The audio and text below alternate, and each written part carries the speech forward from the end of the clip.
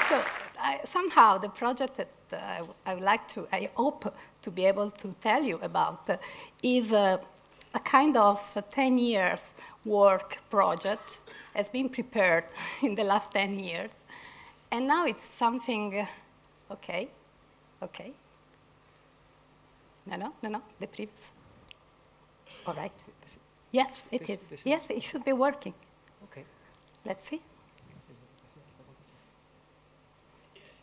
Okay, we got it, finally.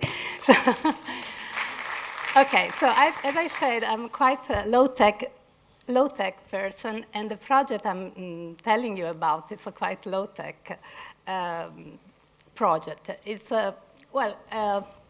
as you see, as Danielle introduced, it's a story, or more a chronicle than a story, of a group of service designers and a group of people from Slow Food trying to change the way how Milano feeds itself. And we are trying to change it through this. I think that for all of us which are from a Mediterranean context, it's quite clear what is this. It's the natural way we deal with other people around the table and around good food. It's something which is basically, it's not connected, doesn't matter. It's basically about conviviality. So it's a kind of basic principle that, no, don't worry. Thank you. It's a kind of basic principle in our culture, and it's about having pleasure in doing things, and doing things in a kind of collaborative fashion. It's a way to create a context of open sociability. Well, we thought, what if we apply this concept to the way how a city feeds itself? And so what if we use conviviality as a way to make the farmers meet the citizen? Well, with this idea in mind, we decided a couple of years ago to start with a new project around a huge agricultural area that we have in Milan that you might know, that we have a kind of 47,000 hectares of agricultural fields right in the south of the city.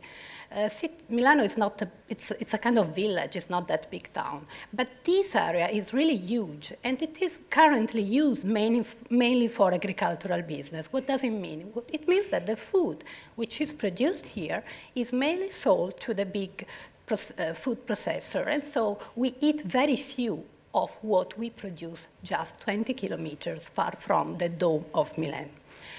And this is more or less the kind of landscape, so very flat and intensive production. But beside this big kind of industrial agriculture, we also have promising practices coming out with younger farmers which are starting a brand new way of farming. And they are restoring the farmhouses, so we have beautiful farmhouses. And it's a beautiful land, because this land was, let's say, the cradle of Milan.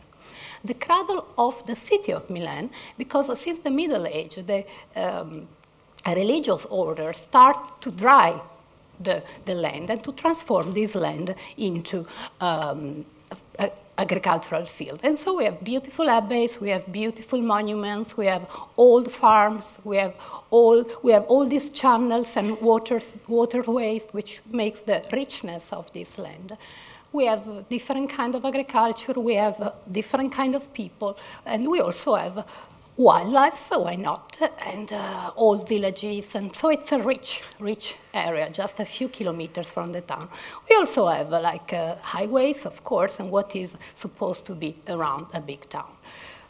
Well, so we said, why don't we try to start from what is already good there, like, for instance, this farmhouse, which is really diversifying the production using organic ways of cultivating and doing fantastic things.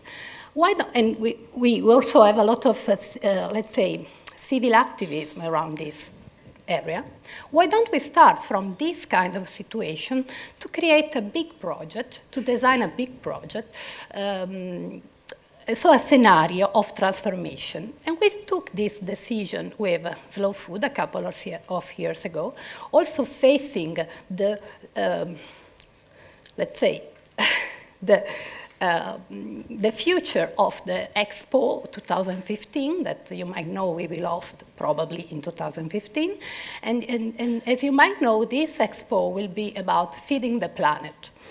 And an Expo can be both an opportunity or a threat. And we said, okay, let's take this momentum to create and propose a project that can change the way how people think about food, and on the other hand, can change the way producers really produce food. So we designed this beautiful project, and we went around looking for money. Our idea was to create this network of food-related services able to feed a city with having in the mind the idea of a kind of city-supported agriculture, so an evolution of the scheme of the community-supported agriculture. Well, so at the end, this project came about. We got funding from a Big Bang Foundation, also from the municipality of Milan and the province, and our dream was there. But then it was time to walk the talk, and so to transform this dream into an idea, a solution. I'd like to show you if it works. It works. As more, a short, but not to the audio.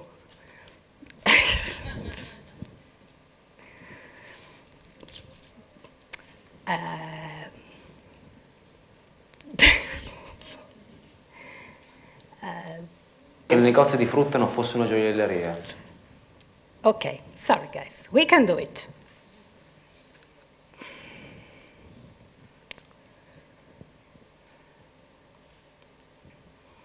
I told you that I'm a slow person and my computer seems to be like I am.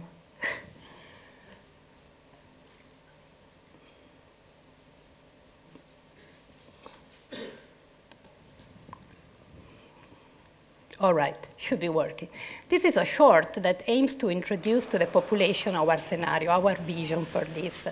Vorrei pane buono ad un prezzo giusto. Vorrei mangiare Vorrei bene. conoscere i produttori locali. Vorrei che il negozio di frutta non fosse una gioielleria. Vorrei farmi conoscere di più. Vorrei un mercato per i miei prodotti. Vorrei essere online. Ho frutta in eccesso. Che fare? Potrei fare le conserve. Vorrei sfruttare di più il mio furgone. Vorrei andare a fare delle passeggiate in campagna. Vorrei far venire i bambini in fattoria.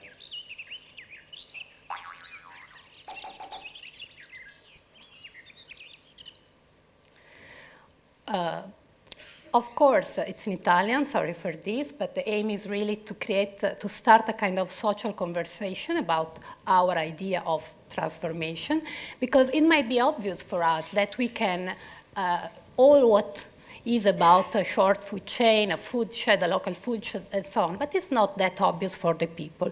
So we started 1.5 years ago this process of changing the way how Milano feeds itself.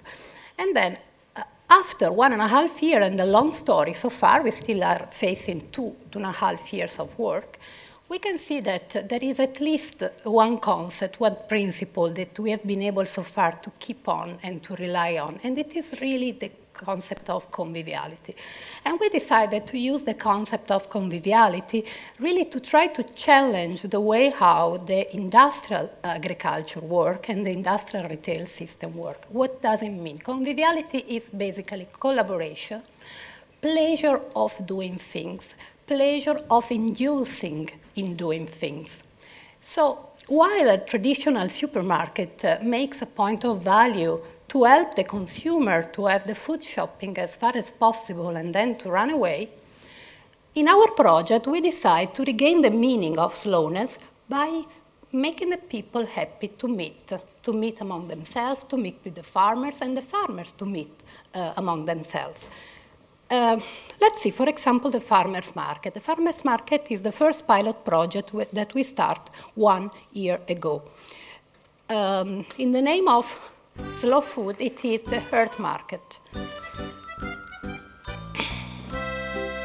we created, I think I can speak over, we created this number of shorts to introduce the people the different ideas for the new services we had in our mind. And many of these shorts have been created before the service in place. This was created at the very beginning of the farmers market, just to tell the story of the kind of market we had in our mind and how we want it to become true. Actually, this market is now in place since 1.5 years. It is once a month, but we are now making it at least twice a month or hopefully once a week soon. And it's definitely what you have seen. So it is a place where people like to stay, like to spend the morning. Now it's on Saturday morning, and like to be there, to talk with the farmers, to talk among us. They can eat. We have a kitchen there that serves beautiful food. We have provided a number of tables that we call convivial tables, allowing people to stay there, to sit down and to eat. And it happens whatever season it is. It can be 30 degrees or 10 degrees below zero, and people just stop and eat and love it. And then we have the master of food, and so people teaching new things about food. And then we have tasting session. And then we have a workshop with different people explaining different things. And then we have people, a lot of people coming and really happy to come and to come every time, even if they have to stay in the line and to share their ideas and to listen to music, to play music, to sing. We have the line of people willing to do things in the market for free.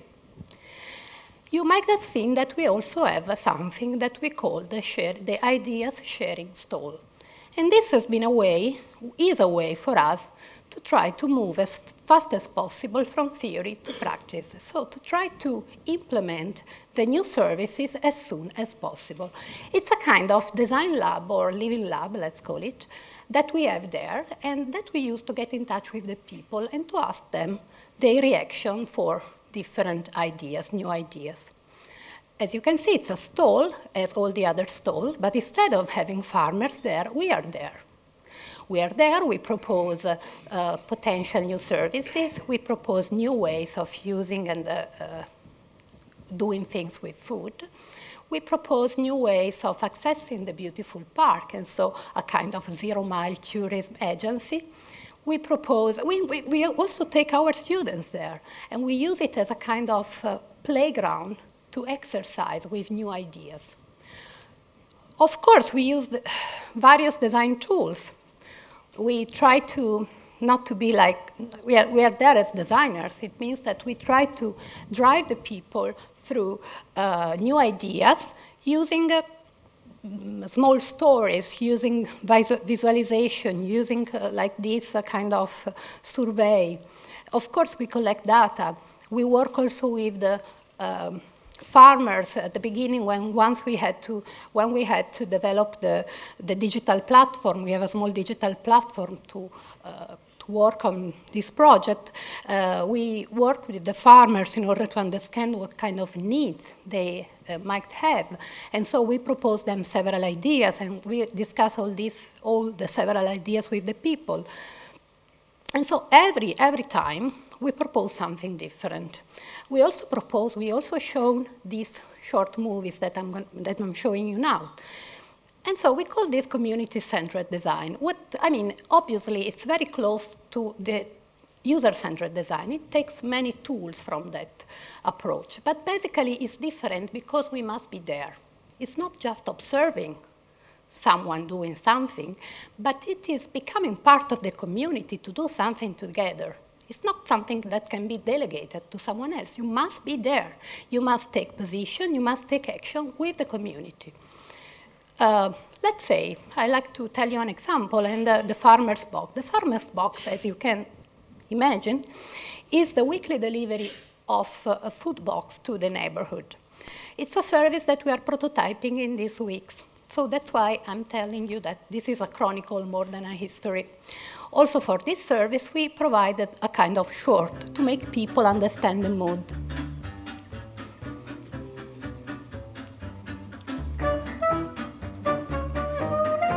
The service was yet undeveloped, but we had the idea of it. And before getting into more precise development of the service, we decided to have this kind of discussion with the people about what would they expect out of this kind of new service for Milan.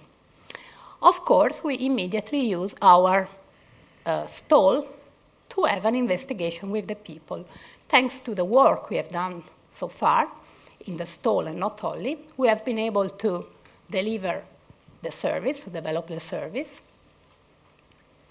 And you might believe me that it's a kind of tricky work because once is to be a company that delivers a food box to the people, completely another thing is to try to combine different farmers and different enterprises, let's say, to do something which has a certain standard. So to combine this and to make this prototype to work, as you can see, it's quite rich. There are different user experiences. We are really struggling with the complexity of the different contributions and the different voices and the different needs of the people involved in this even small and simple service. And someone this morning said that the more mistake you make, the more you learn. Well, we have learned a lot, and we are still learning a lot. And as you can see, to combine this, it's a matter of putting together very different people with very different agenda, very different culture, very different needs, and at the same time to, let's say, guarantee a kind of standard quality. That's why that we are using the concept of conviviality, because in conviviality there is a certain conviviality is not just an experience. Conviviality is a meaning for us. Conviviality means try to understand the reason of the other, allow the other to speak and to be there, and at the same time, being there, taking position, and create a situation of empathy, sympathy, and collaboration, which means allowing the other to mistake. Next to come, we have a number of new services coming. As you can see, we are trying, our method of work is a bit quick and dirty. It means that in order also to be reliable within this big environment of people and this big environment of situation, we move fast from theory to practice through prototyping. And so we have this, our stall in the middle, let's say, that is normally the first contact point between us and the rest of the world, us as a group of people involved in this project. And while the Earth market is already in place, there is this human digital platform, the farmer's box, the horticulture and farm, and there are a number of other projects which are slowly becoming true. So, as I told you, we call it a kind of design-supported community. We are not just closed in our beautiful ivory studio or ivory tower somewhere, but we work with the farmers. And I like to say that if you ask to a Milanese citizen what is design, he's likely to answer which design is furniture and fashion and whatever. But if you ask to a farmer, he's likely to answer, well, it is a food box, it is the farmer's market. So it's a kind of cultural change. I'm concluding. And finally, given that I said I am a low-tech person. Also, this is a low-tech platform. So, of course, we have a kind of digital platform, and we use the traditional tools of design, communication, like mobile phones or whatever, but we use it in order to make the last mile to be a human mile. And so the point of keeping together all these people is really try to make the technology disappear and to create for them the opportunity to meet thanks to the technology. To conclude, I'd like to quote Ivan Illich, that said that the capacity to promote autonomy is a fundamental characteristic of a convivial tool. Well, that's exactly what you are trying to do.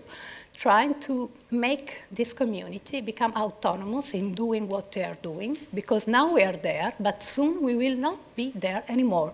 And so we also have to design our exit strategy in order to make this beautiful community to survive. Thank you.